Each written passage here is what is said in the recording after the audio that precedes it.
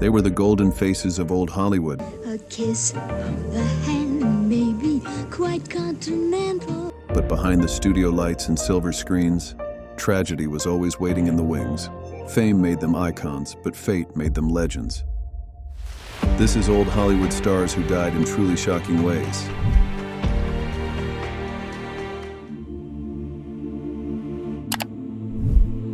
He was Walt Disney's very first contract player, a bright-eyed boy whose talent promised a lifetime of magic.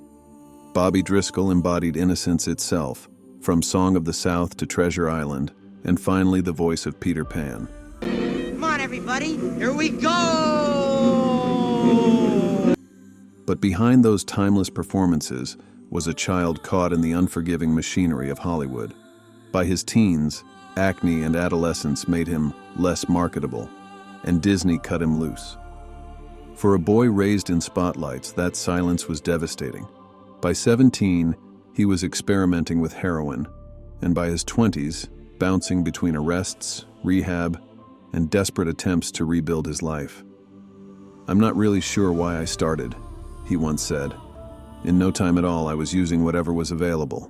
He tried carpentry, then art, finding brief refuge among Andy Warhol's Greenwich Village circle.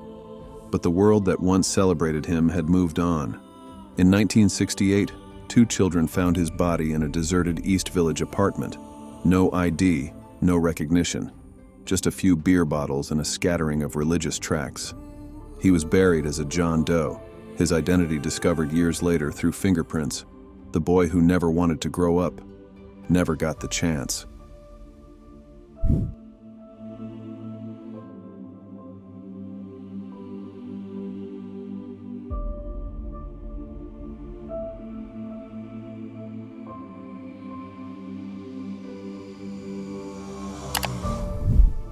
To the world, Natalie Wood was Hollywood royalty, luminous, complex, and seemingly untouchable.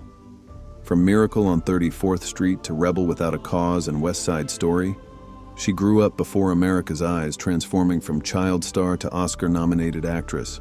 Yet behind the glamour was a woman haunted by insecurity, a troubled childhood, and the constant fear that fame could vanish as quickly as it arrived. Her love story with actor Robert Wagner played like a studio fantasy, marriage, heartbreak, reunion, until it turned into one of Hollywood's most enduring mysteries. Thanksgiving weekend, 1981, aboard their yacht near Catalina Island with co-star Christopher Walken, Natalie disappeared after a night of drinking and arguments. Hours later, her body was found floating face down in the cold Pacific, dressed only in a nightgown and socks. She was terrified of dark water, yet somehow that's where she was found.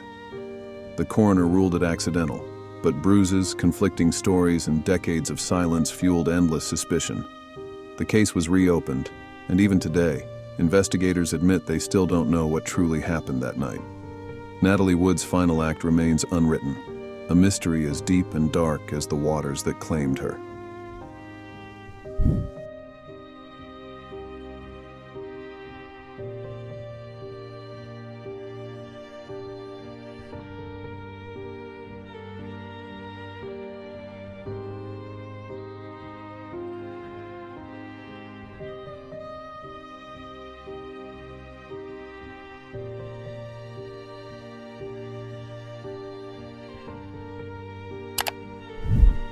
Hollywood called her the blonde bombshell, but Jean Harlow was far more than the shimmering image the studios sold. In the 1930s, she defined glamour, witty, magnetic, and unapologetically modern. Films like Red Dust, China Seas, and Wife vs. Secretary made her the face of a generation that was learning how to laugh again after the Great Depression. Yet behind the sparkle, Jean longed to be taken seriously, to trade wisecracks for real emotion. By 1936, she was proving she could, earning praise for softening her screen persona and winning new respect from critics and co-stars alike. Off-screen, she found love with actor William Powell, her co-star in Reckless. They planned a future together, but fate had other ideas. While filming Saratoga in 1937 with Clark Gable, Jean began feeling unwell, exhaustion, swelling, and unbearable pain. Doctors dismissed it as the flu. Within days, her condition worsened. Powell rushed to her bedside, finding her pale and barely conscious. On June 7th, at just 26, Jean Harlow slipped into a coma and never woke. The cause? Kidney failure, likely triggered by scarlet fever from her childhood.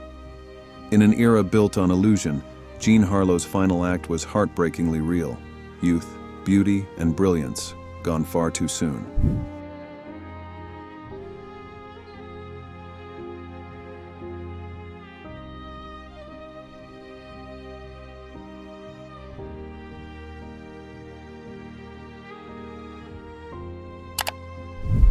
Beneath the platinum hair and breathy laughter, Marilyn Monroe was a woman in search of peace.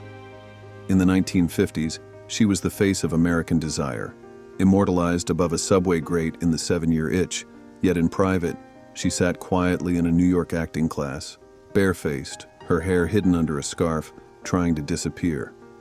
Among the students, she was simply Marilyn, trembling as she spoke of childhood memories that left her in tears. Fame had made her a goddess, but never granted her safety. Born Norma Jean Mortensen, she survived foster homes, abuse, and rejection. Her marriages, to baseball legend Joe DiMaggio and playwright Arthur Miller, began as fairy tales and ended in heartbreak. Hollywood adored her curves, but not her complexity. Behind closed doors, she filled notebooks with poetry and longing, words that revealed a woman aching to be seen for more than her reflection. On August 4th, 1962, Marilyn was found dead in her Brentwood home at 36, a bottle of pills nearby. Officially ruled a probable suicide, her death remains clouded in rumor and conspiracy. What's certain is this: the most luminous woman in Hollywood was undone by its harshest light.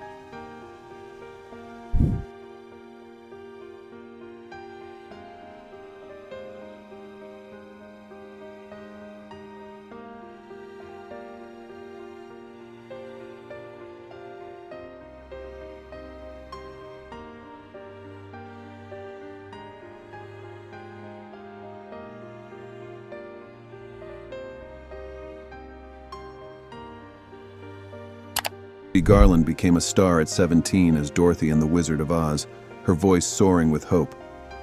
But behind that voice was a studio-controlled child, fed amphetamines to stay awake and sleeping pills to rest, a cycle that would shadow her for decades. By her 40s, she had endured failed marriages, financial ruin, and relentless pressure to keep performing no matter the cost. In 1969, she arrived in London frail but defiant, for what would be her final engagement, a string of nightclub shows at Talk of the Town. Audiences adored her one night and jeered the next, watching as she stumbled through songs that once defined her brilliance. It was her emotional car crash, one observer said, a public unraveling of a private struggle. 12 days after her 47th birthday, Judy was found dead in her London home, an accidental overdose of barbiturates. No farewell note, no staged curtain call. Just a woman exhausted from a lifetime of trying to be perfect for everyone but herself. Somewhere over the rainbow, the spotlight finally dimmed.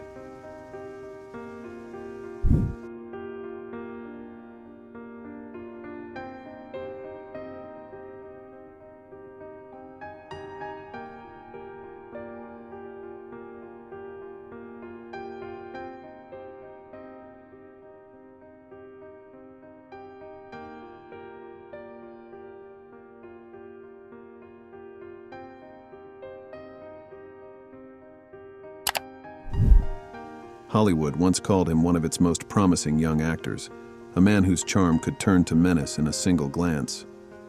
Robert Walker's career burned bright and brief, ending in a tragedy as haunting as any role he played.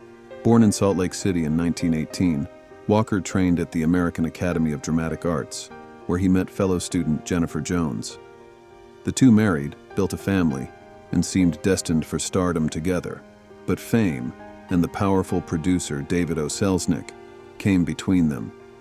Jones left Walker for Selznick, and the heartbreak sent him spiraling. Professionally, Walker's talent was undeniable. His chilling performance as Bruno Antony in Alfred Hitchcock's Strangers on a Train remains one of cinema's most unforgettable villains, charismatic, deranged, and deeply human. But behind the scenes, the actor struggled with mental illness and dependency on sedatives. In August 1951, his housekeeper found him unconscious after his psychiatrist administered a sedative to calm an emotional episode. He never woke up. Officially, it was ruled an accidental overdose of a combination of alcohol and prescription drugs. He was just 32. The boyish leading man Hollywood adored became a cautionary tale, another dreamer destroyed by the very dream itself.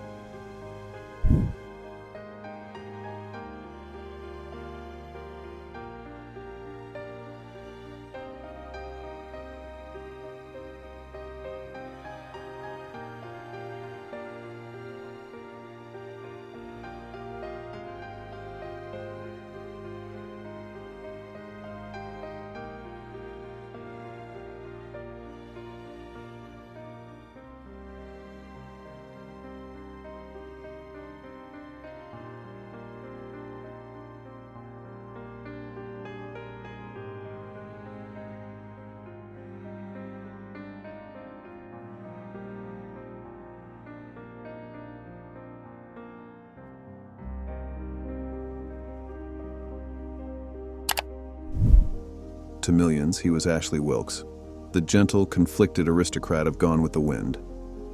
But Leslie Howard's real story was far more daring than any role he played. Born in London in 1893, he became one of Britain's most celebrated actors, bringing elegance and quiet intensity to classics like The Scarlet Pimpernel and Pygmalion. Yet behind the composed demeanor was a restless patriot, a man who turned his fame into a weapon of morale during World War II. When war broke out, Howard abandoned Hollywood's comforts and returned home. Through films like Pimpernel Smith and passionate radio broadcasts, he championed Britain's fight against fascism, using his art to inspire defiance. But his patriotism may have cost him his life. On June 1, 1943, his passenger plane from Lisbon to Bristol was shot down by the Luftwaffe over the Bay of Biscay. All 13 aboard were killed. Some believe the Nazis mistook him for Winston Churchill. Others whispered that he was secretly working for British intelligence. Lost at 50, Leslie Howard's final journey remains one of cinema's great mysteries. A leading man who didn't just act heroism on screen, but may have lived and died by it.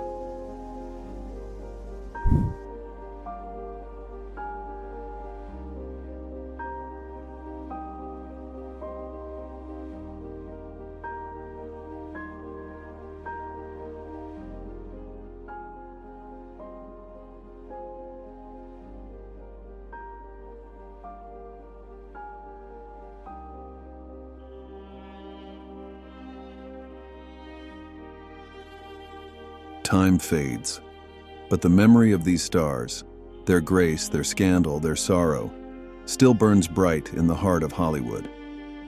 Some were taken too young, others at the height of their fame, yet each left behind a story the world could never forget. Which of these classic Hollywood deaths shocked you the most? Share your thoughts in the comments and honor their memory by keeping their stories alive. If you found this journey through Hollywood's darkest moments compelling, make sure to like, comment, and subscribe for more untold stories of fame and fate. Thank you for watching.